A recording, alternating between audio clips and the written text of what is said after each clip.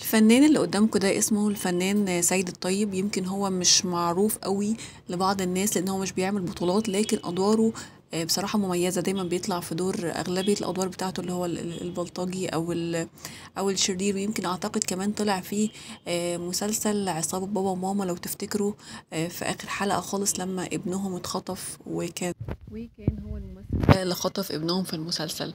وليه ادوار كتيرة جميلة يعني. بس اللي حصل بقى ان احنا اتفاجئنا الفترة الأخيرة، لقيناه طالع بفيديو متعصب جدا ومنفعل جدا جدا جدا. ايه السبب اللي خلاه اتعصب؟ تعالوا نسمع مع بعض الفيديو ونرجع تاني نشوف ايه السبب. اهو زينب لحد دلوقتي التهاب في المعدة وانيميا حادة. ده نتيجة من ايه؟ من الحيوان ان بيستورد الاندومي او بيصنعه. الزبالة ابن الزبالة اللي اقسم بالله لو البت دي جرت لها حاجة اللي هطلع.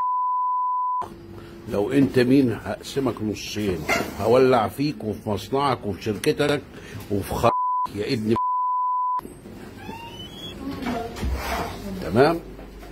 زي ما سمعتوا كده في الفيديو ان هو كان متضايق جدا ومتعصب لان بنته كانت بتاكل اندومي، وكانت بتاكله بشكل كبير يعني او كتير جدا بكميات كبيره، فسبب لها التهاب في المعده.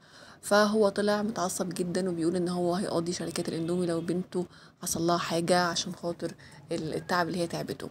الحقيقه ان الناس لما شافت الفيديو ده لامت عليه هو اكتر، وقالت له ان ما ينفعش انت تلوم الشركات، انت المفروض انك تأثر على بنتك وانت اللي تخليها ما تاكلش اندومي، لكن مش ما تحاسبش الشركه. وفي ناس ثانيه شافت ان الموضوع ملوش علاقه بالمنتج نفسه ان هو وحش، لان ممكن يكون المشكله في سوء التخزين مش اكتر. لان في ناس بتقول ان احنا بقالنا كتير بناكله وما حصلناش اي حاجه، فعشان كده الموضوع ملوش علاقه بيه.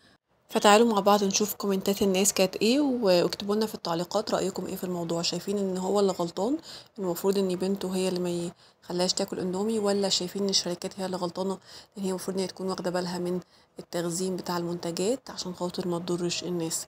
فاكتبوا لنا في الكومنتات رأيكم ايه في الموضوع.